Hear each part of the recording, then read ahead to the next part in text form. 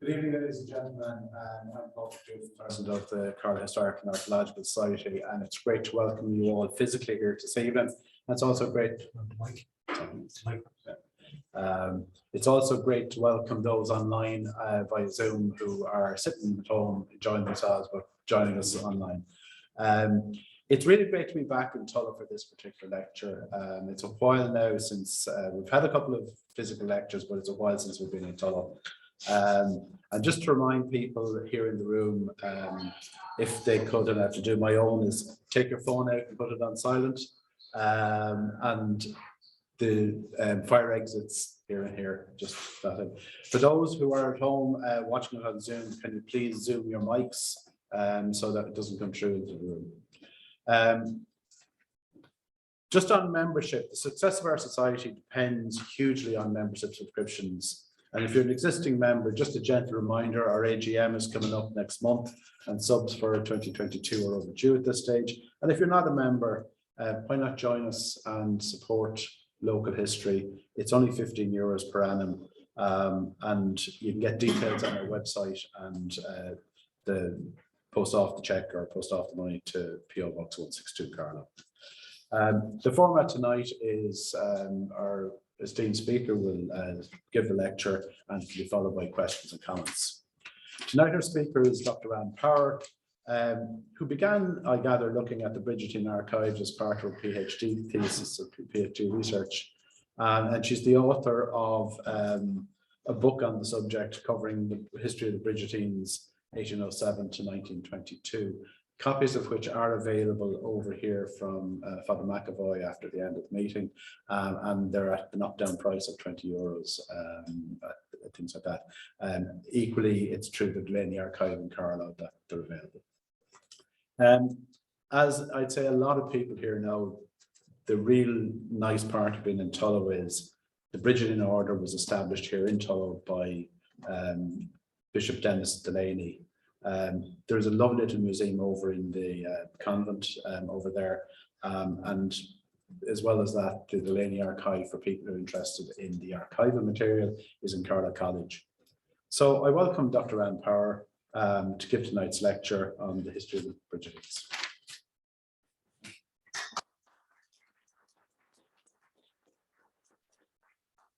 Thank you, Paul, for your words of welcome. Good evening, everybody. Now, if I start fumbling over the pages, please excuse me because I have arthritis in my fingers. Ladies and gentlemen, my education, and I am sure that of many of you in the audience, was in the religious controlled schools of the 1940s and 50s. However, the implosion of Irish religious congregations from the 1960s means that today their absence from classrooms is given.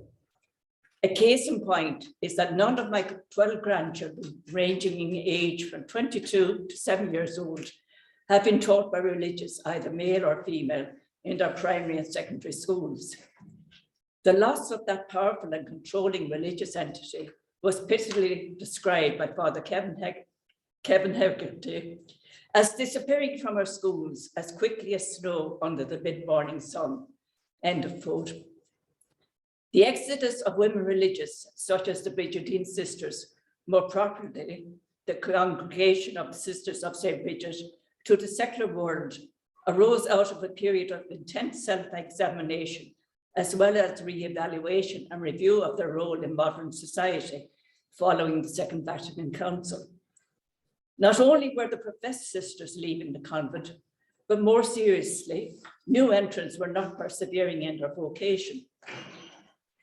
For instance, between 1965 and 1987, of the 40 new postulants who entered the Brigidine Sisters, only 17 made their final profession, and of those, 10 were later dispensed of their vows and left the convent.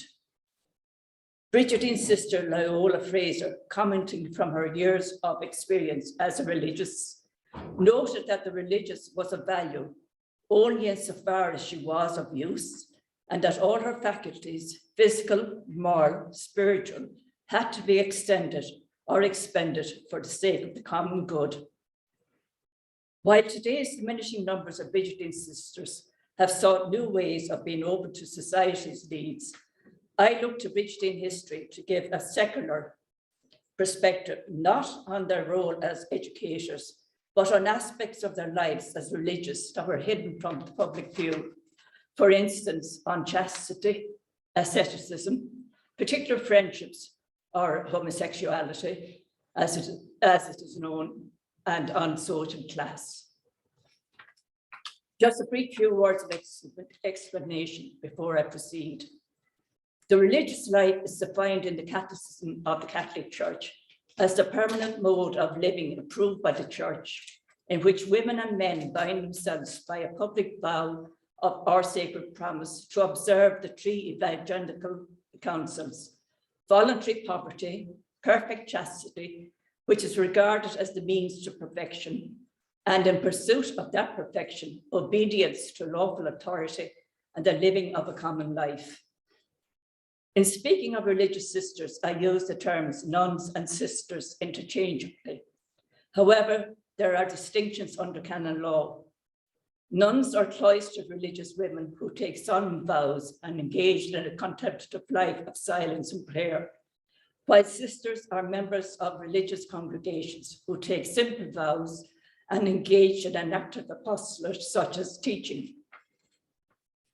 When the Brigidine congregation was established on St. Bridget's Day, 1807, by Daniel Delany, Bishop of Kildare and Leighlin, the accepted understanding of the Catholic Church was that the state of the nun is holier than the state of the wife. In other words, the celibate religious life is a higher calling than marriage. For the first religious, Eleanor Talon, Eleanor Dawson, Bridget Bryan, Margaret Kinsella, Catherine Doyle, and Judith Whelan, their vow of chastity in renouncing marriage and the satisfaction of their sexual appetites was a means towards achieving spiritual perfection, that is, union with God. Their sexuality is now Christ's and not that of any earthly spouse. Almost 100 years later, Monsignor Dennis O'Hare, Secretary to Cardinal Moran of Sydney, asserted to Australian Brigidines that a religious life is the holiest vocation that the Redeemer could give to a woman. Indeed, the sense of the spiritual superiority of virginity grew out of the writings of the early fathers of the Church. For instance, St. John Chrysostom states, "Celibacy is an imitation of the angels. Therefore, virginity is as much more honorable than marriage, as the angel is higher than man." But why do I say angel? Christ himself is the glory of virginity. End of quote. Given that virginity gave women religious the independence and the authority to pursue a lofty spiritual calling, it is not surprising that Delany purposefully placed the congregation under the protection of St. Brigid, since as abbess and foundress of a convent in Kildare, she was, for Delany, the mother and exemplar of all consecrated virgins in attaining spiritual perfection. To this end, the sisters practiced an asceticism that grew out of Delany's experience of French Jansenist Catholicism, which stressed the damage caused to human nature by original sin, and which likened God to an accountant noting our daily actions. In emphasizing the dark side of human nature, French Jansenism stressed that humanity had to be kept in check by penitential rigor.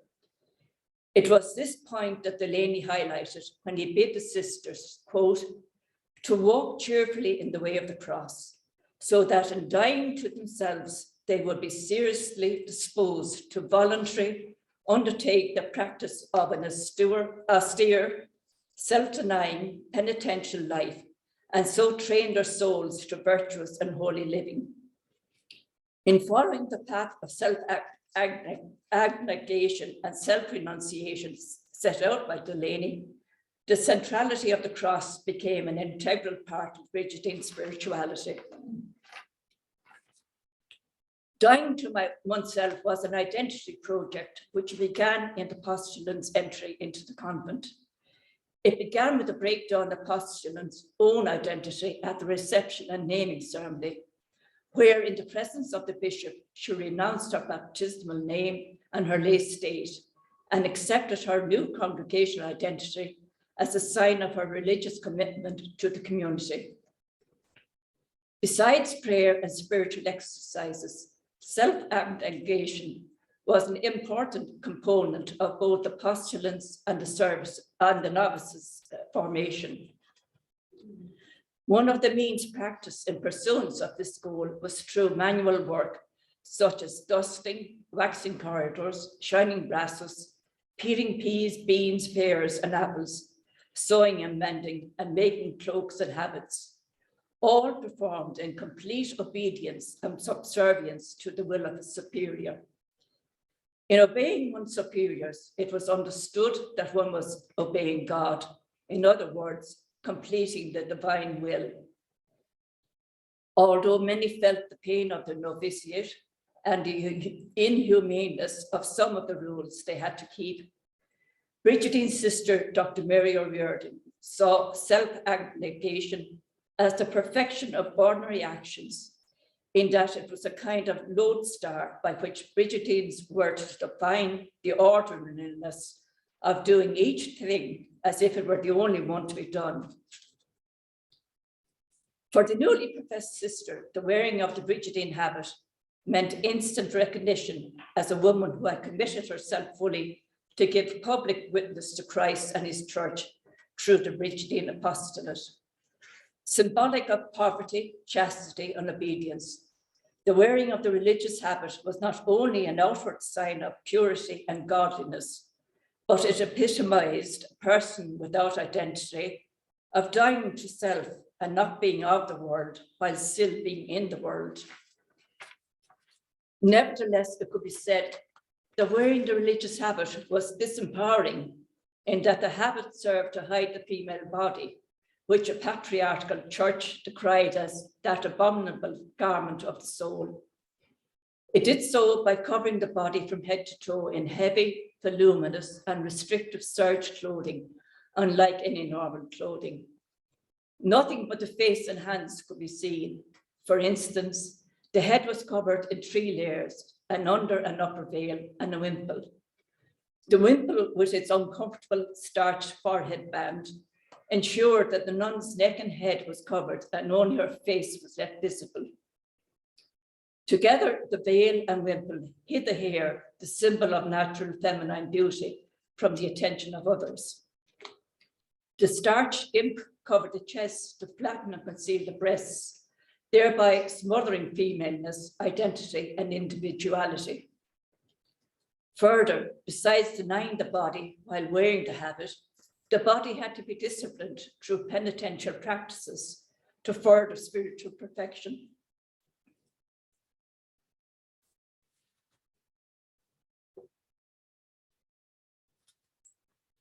One such penitential practice was the mortification of the flesh, using a scourge or a discipline.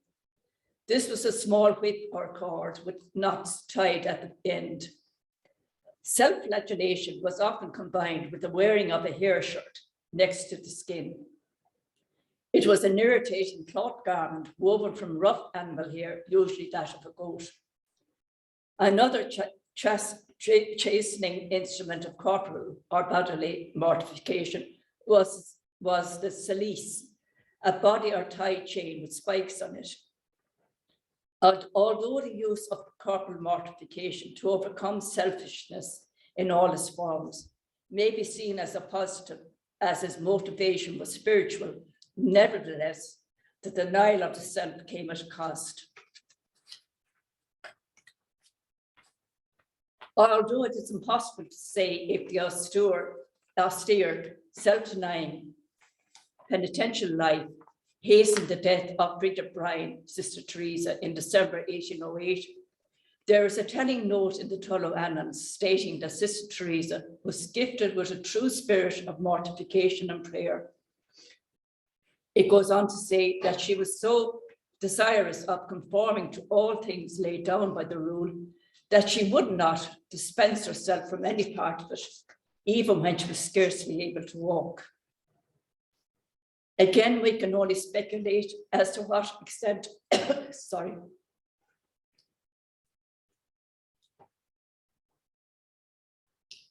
Judith Whelan, Sister Brigid's life of self-sacrifice, of strictly observed rule and spiritual penance, hurried her death from a long and painful illness in 1810. Whereas at this distance, one may see the early loss of life as a tragic waste. Another completely different view is held by Mother Margaret Mary Dunn, Mother General from 1938 to 1953, who saw their deaths as, quote, the divine husbandman pruning the tender Brigidine shoot so that he might bring forth more abundant fruit, end of quote. She may have been right, as Bridget Bryan's mother permitted her youngest daughter, Mary, to take Brigid's place in the convent. She did so in answer to Brigid's deathbed plea that she do so. Mary, who never had any intention of entering, took her dead sister's place and name in religion, and as the second Sister Teresa Bryan, lived a committed life of religious in Tullow until her death in 1849, aged 68. While we do not know the extremes of self-flagellation performed, we do know that from the letters of Mother Mary Ann Lawler, Superior of Tullow, and Mother Joseph Fitzpatrick, Superior of Mountrath, to Bishop James Doyle in the 1820s, that the sisters felt drawn to perform many more corporal penances. One of Mary Ann's letters gives us a sense of the mortification she and probably many others practiced. You gave me leave to try haircloth for a week. I did, and found it did me no harm. I wore it during Lent, leaving a day, sometimes two, between each week. And at the same time, I wore a chain of wire 2 days out of 3. I think it would be no pressure on my health to go on that way. I have 2 instruments of penance less severe, a hair girdle and a chain without points.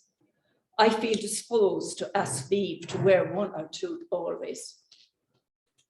She continued, possibly with some satisfaction, that the practice of giving penance for faults went on very agreeably without the least opposition and made us more exact and fervent. End of quote. Although Doyle sanctioned self-flagellation, he practiced it too, as did Delany. He feared for their health, as he was sure, quote, they were concealing from him all that was painful and distressing. Mother Joseph Fitzpatrick was case in point, as he had to dispense her from the practice. He was not the only bishop to worry about the effect of mortification combined with their heavy teaching workload on the nuns' health. In October 1870, for example, Bishop James Lynch was so disturbed at the overwhelming desire of the Brigidine Sisters for perfection that he warned of it degenerating into bishop zeal. Notwithstanding the bishop's words, the Brigidine annalist wrote in August 1873 that the sisters' increased love for God brought with it an insatiable longing and an ever-increasing love of suffering in making reparation for sin. End of quote. In this, the sisters were following the lead set by Convent Superior Mother Gertrude Marr, whose own insatiable longing meant that she sought every opportunity to mortify herself. Emotionally, she considered all affection an imperfect inclination and rigorously suppressed affection, so much so, many of those living with her considered her cold, austere, and without feeling. It is possible that her rigorous asceticism was a cause of many young postulants leaving the convent at the time. She also rejected any familial affection to the extent that on several occasions she refused to see her elderly father. As a result, he complained of her to the bishop, who ordered that she see him. Health-wise, she was so severe on herself that she had been placed under obedience and put under the care of the infirmary. The annals confirm that she was so weakened by mortification that she died aged 46 in August 1873 from all the austerities that she had undertaken.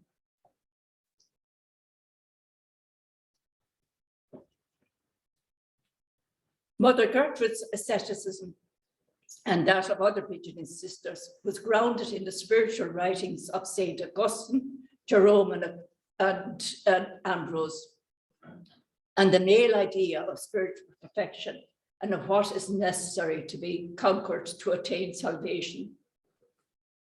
However, it was this conflation of traditional main spirituality with an exaggerated use of corporal penance and of self-denial, with the enormous demands of the sisters' working life, which affected the health of many zealous women.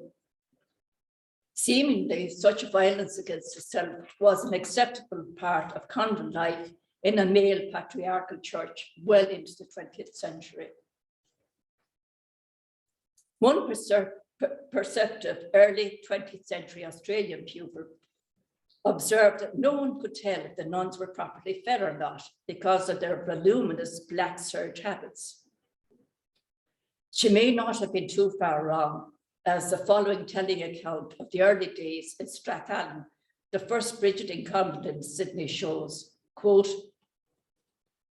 "Such was the lack of financial resources in the convent that providing food is said to have made a first-class economist out of the novice who had charge of the pantry shelves.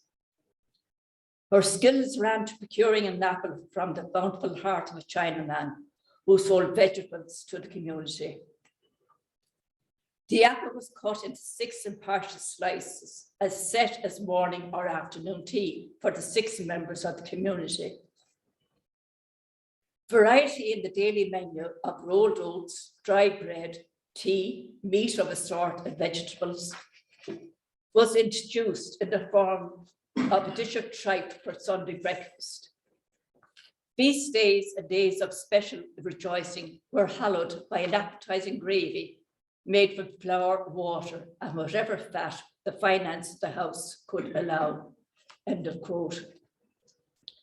Although I may be looking through a jaundiced eye from a more materialistic age, one cannot deny the powerful conviction of the sisters' faith that in their bodily suffering was the real proof of God's love, the cross. They believed in the doctrine of atonement, the efficacy of Christ's suffering on the cross, as both the condition of their salvation and a model or touchstone of their own spiritual growth.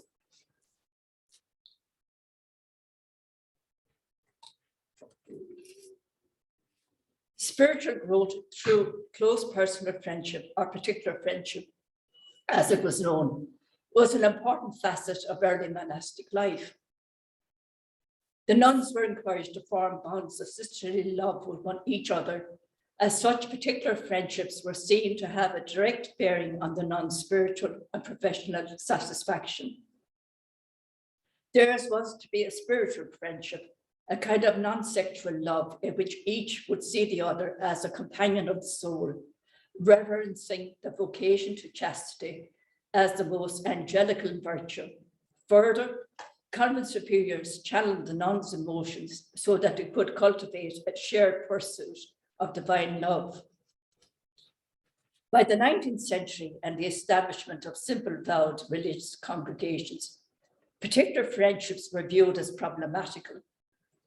They were considered the bane of religious life for several reasons. They could be seen as hindering prayer and thus a deeper, more intimate relationship with God. The exclusiveness would cause resentment at the intrusion of others into the relationship, as well as jealousy and discontent in the convent by creating factions and rivalries. The preoccupation with the other could also hinder study, work, and the doing of one's duties. They could cause offenses against virtue of chastity. That is, they would give rise to immodest acts or female sodomy. They could dignify the ending of religious life on an individual level or more harmfully at congregational level. For these reasons, such was the fear of particular friendship, it became known as the scandal of the particular. The taboos against it were a constant in all convents. Not only were friendships deemed worthy of suspicion, but they were heavily monitored, not to say policed, to maintain community accord and commitment. For instance, sisters were forbidden to separate from the rest, as those who paired off together made themselves objects of suspicion. Although each religious congregation had its own written and enforced prohibitions against friendships, the problem remained how to reconcile the contradiction of valuing the lived, loving, personal friendship between two women with a life vowed to celibacy. It is more than possible that the dispensation by Bishop James Walsh in 1870 of the perpetual vows of two professed sisters, Mother de Passy Singleton and Mother Regis Murphy, is a case in point. The former was 15 years professed and the latter 9.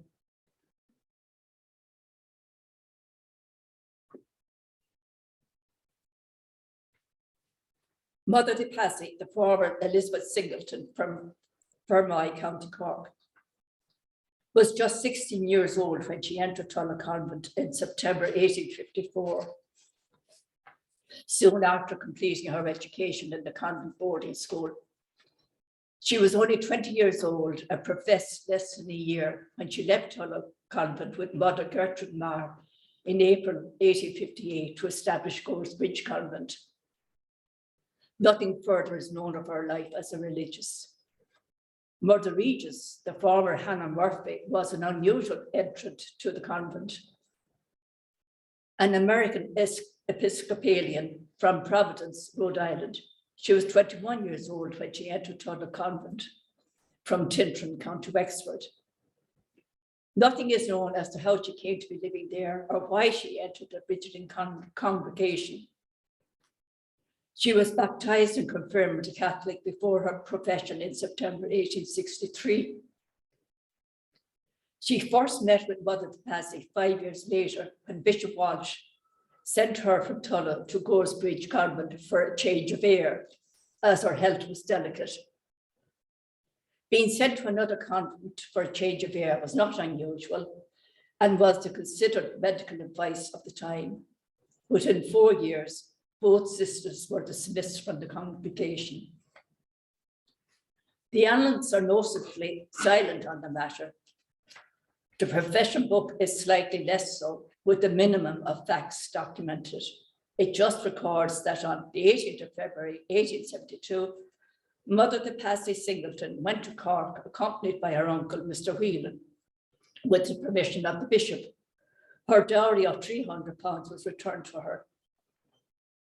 With reference to Mother Regis Murphy, the profession book simply says, Hannah left this convent the 18th of May, 1872, having been dispensed of her vows.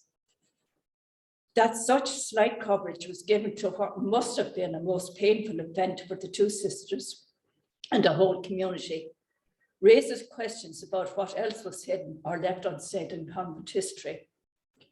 But what was so unspeakable? I could only wonder and determined if possible to find out. I was surprised to find that they may themselves have asked to leave the convent.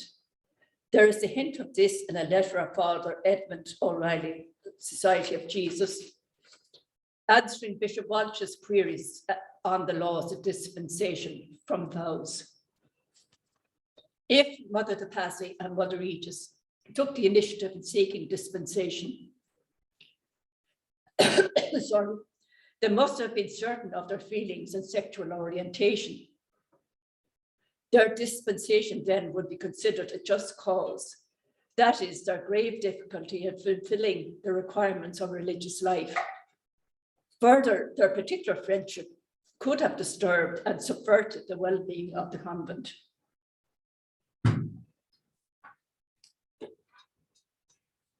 Although close single-sex female relationships thanks, Maureen, were not unusual in the 19th century. My suspicions that theirs was, in modern terms, a lesbian relationship was unexpectedly confirmed by the 1901 census. The census showed them living together in a two-roomed house on the Strand, Youghal. Whether they settled in Youghal or leaving the convent, or whether they lived elsewhere, I was unable to find out. Because of their dismissal, it is doubtful if they could have gained employment in any Catholic school. However, they must have had some economic independence, as neither were listed as having an occupation in 1901. At this stage, both were in their early 60s. Interestingly, Hannah had reverted to being an Episcopalian. Sadly, whatever means they had to, oh, my voice is gone again.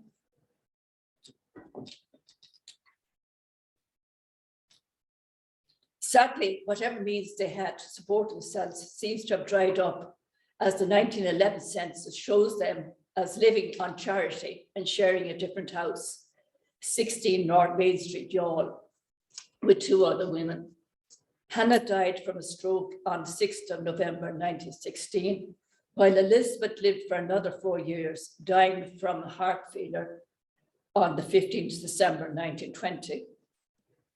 Theirs really was a lifetime commitment to one another. One other particular friendship, which did not end in dismissal,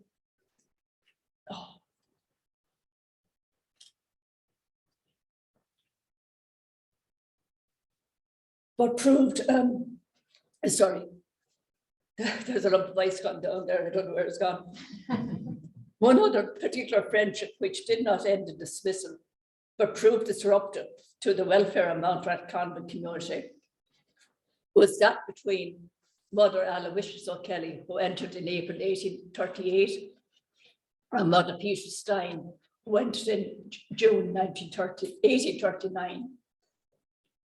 In her recollections written in the early 1920s, Mother Saviour Kenny of Cowra Convent, New South Wales, recalls that although, quote, Mother Peter was capable and efficient, her 21 years as superior of Mountrat Convent was, quote, a period when evils crept in, chiefly that of the particular friendship between herself and Mother Aloysius O'Kelly. Mother Peter, who was the elder by 10 years, was liable to be carried away by emotional demonstrations in her love for Mother Aloysius. Although such feelings were in serious violation of the religious rule, it was not until 1871, when there was a considerable unease in the community about their exclusive relationship, that change occurred. Mother Peter was then 58 and Mother Aloysius, a semi-invalid, was 49 years old. Bishop Lynch responded to the wishes of the disaffected community, especially of the well-regarded Mother John Simon, and went outside Mountrat Convent to appoint Mother Bernard Hughes from Tullow as superior.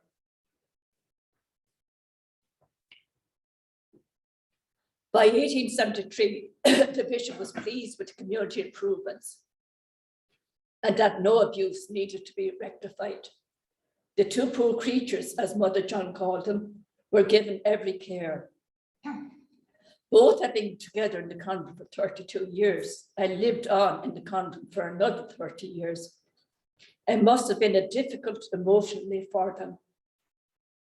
While Mother Peter was lovingly known as Mother Mary, Mother Aloysius was rather colourfully remembered by Mother Saviour as a vinegary, old major-faced, unloved old woman with a stick, who had active likes and dislikes, particularly among the pupils.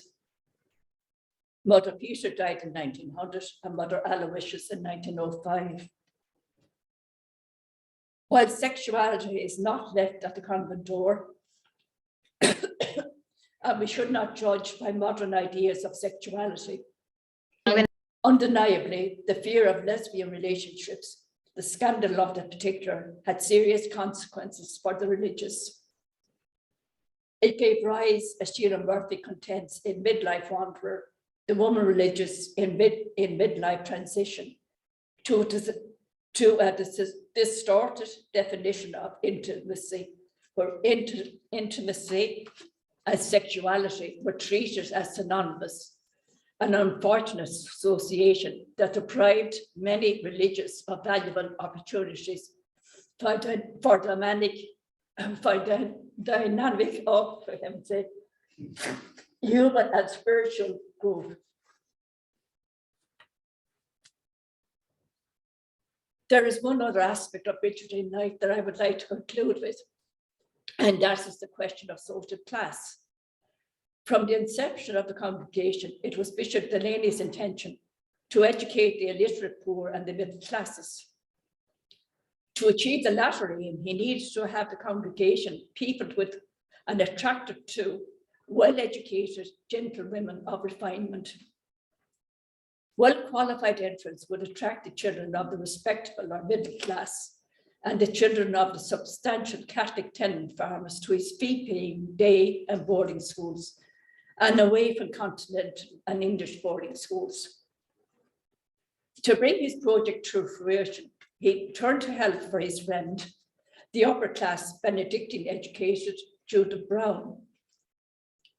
As she had family links to the exiled court of James III, he saw her as the ideal person to change his 6 foundation sisters, his poor, good little girls, as he called them, into a congregation of gentlewomen of refinement. Until her death in 1848, she developed in the community the polish, manners, etiquette, and religious practice of continental convent society.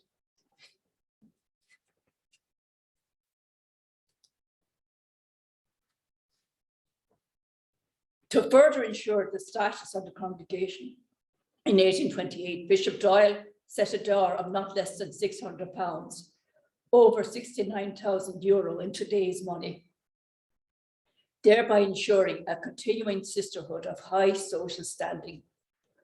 Although this was a considerable sum, it was not beyond the means of very rich tenant farmers, those with considerable fortunes in personal property, and wealthy merchants. That both Brown and Doyle succeeded admirably in their task is evident from an advertisement placed in the Irish Catholic Directory in 1838, which offered courses in Italian at 2 guineas a year, French, English, the sciences, and all the accomplishments necessary for the manners and lifestyle of a young lady.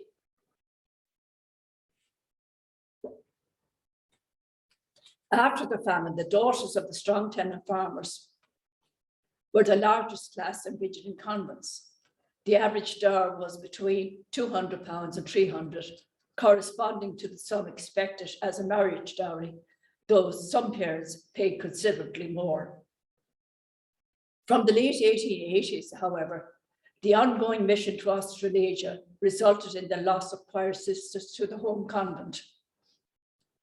This dire shortage was resolved by allowing well-educated and gifted girls of remarkable virtue to be accepted without a dowry, but only for the Australasian mission, from which they could never return. In this way, the old class distinction was maintained in the home convents. This distinction, possibly snobbishness, was a loss for the Irish convents, as many of the new entrants went on to have remarkable teaching careers in their new home. A long-standing snobbishness or patronizing attitude was particularly found in the relationship between the choir and lay sisters. While the latter performed the domestic work of the convent, they were true religious in the same sense as the choir sisters, since the same laws and vows of poverty, chastity, and obedience applied to both. Yet the lay sisters had no voice in chapter, which is the assembly of the choir sisters of the convent, and no vote in community elections, thereby having no part in the governance of the convent. To make the distinction in class even more obvious, the lay sisters' hats could not be as long or as wide as those of the choir sisters, so showing their inferior status. This condescending mindset was further emphasized at mealtimes, with the lay sisters having their meals in a separate refectory, such as servants below stairs in big houses. Lay sisters were expected by rule to be submissive and respectful to choir sisters, so much so that even the most junior choir sister took precedence over experienced and older lay sisters.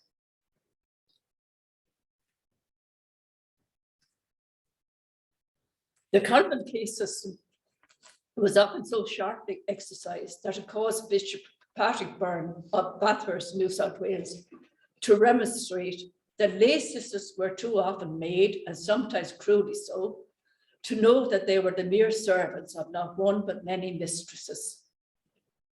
He was convinced that this was not the true spirit of religion, and went further to complain that this distinction was often too strongly and unkindly insisted upon. In his opinion, there was more of that tyrannous class distinction in Ireland than in any other country except India, and so much more the worse for poor old Ireland. One Irish custom, the obligatory wearing of white aprons by the lay sisters when opening doors to visitors, attending mass, and when traveling outside the convent, was deeply resented by the Australasian lay sisters. They saw it as a badge of servanthood that designated them as the submissives. Whether it was resented by the Irish lay sisters is not recorded. In 1903, Mother Gertrude Bannahan, Superior of Masterton Convent, New South Wales, questioned the custom with Mother General Gertrude Kelly, as it was not a rule. She understood how humiliating it was for the lay sisters to be made feel their position. In her opinion, it made the poor things look very remarkable when out on the streets or when coming down from Holy Communion, when the nuns would face the whole congregation. 3 years later, in 1907, Mother Vincent Brennan of Beechwood Convent, Victoria, protested to the Mother General that none of her good class of lay sisters ever complained about wearing their white aprons, and that they were as particular about those little aprons as they were about their hats. The wearing of the white apron was abolished at the General Chapter of 1920, but only because Archbishop Catano, Apostolic Delegate to Australia, had made known his displeasure at the custom to all congregations. One more point of distinction was that neither choir nor lay sisters recreated together. Each convent superior regulated the recreation of her own lay sisters. Writing in February 1912, Mother General de Chantal Fenley declared that it worked more agreeably in Tullow not to have the lay sisters at refectory or recreation with the choir sisters. Mixed choir and lay recreation was a bone of contention in the Australian convents, however. While Bishop Stephen Rethel of Sandhurst Diocese, Victoria, encouraged convents to have mixed recreation, holding that separate recreation caused much bitterness for the lay sister